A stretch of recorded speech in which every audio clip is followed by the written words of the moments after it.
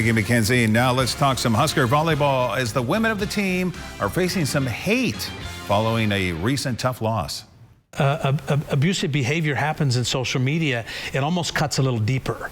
And it has a greater impact because the value of the team is so great and it's so high and the exposure is so great.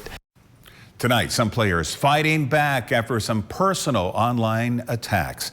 It's messages like this one from volleyball star Lindsay Krause about how athletes are really people too, and we shouldn't forget that. We are going to have team coverage on volleyball tonight. Let's check in with Channel 8's Karen Lucrece and Nate Johnson. And we begin with Karen about the online. Karen, what do you have for us? Yeah, Rod, the Huskers women's volleyball team handed a tough loss in a match that left many fans questioning the team's performance. But the backlash tends to be a bit more intense of their male counterparts.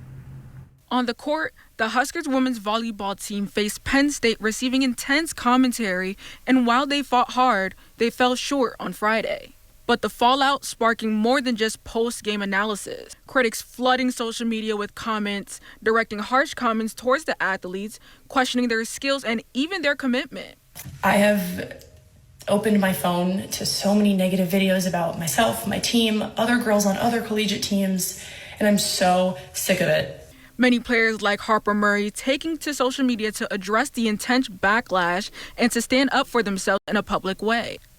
She showed an example of how personal it can get. This person saying, "Your dad killed himself because you're such a terrible human being. That's how karma works."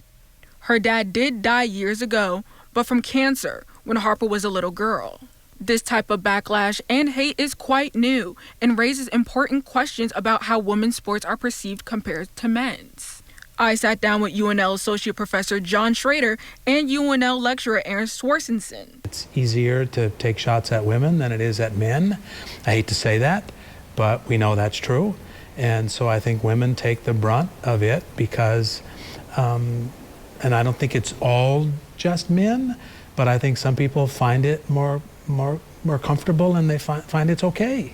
Women and athletes of color often are calling these things to the forefront, and the reality is it will benefit all if people can take it seriously. Many feel that the intense focus on a loss is a broader issue in women's athletic performance and is often judged more harshly and more publicly than that of men's teams. I don't think there's any doubt that the mental health is impacted for both male and female athletes. I don't think there's any doubt about it.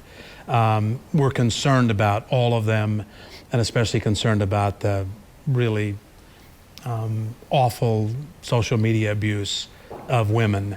It's been a concern for a while for both men and women, but again, I think we know that women take more abuse than men do. Both Sharder and Sorensen says the lack of consistent media coverage leaves women's teams fighting an uphill battle, not just on the court, but off it. Obviously know that there have been differences just within the last few years. The women's basketball tournament did not carry the March Madness name until a group of women called that out and said, hey, look at this discrepancy between what the men are getting and what the women are getting. Despite the tough loss and the following backlash, the Huskers women's volleyball team is determined to keep pushing forward. Players say it's about more than just winning, but changing the conversation about women's sports.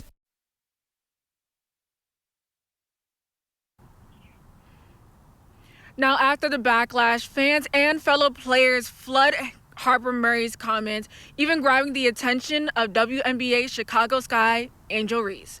Reporting in Lincoln, Karen Lucrece, Channel 8 News. All right, thank you, Karen.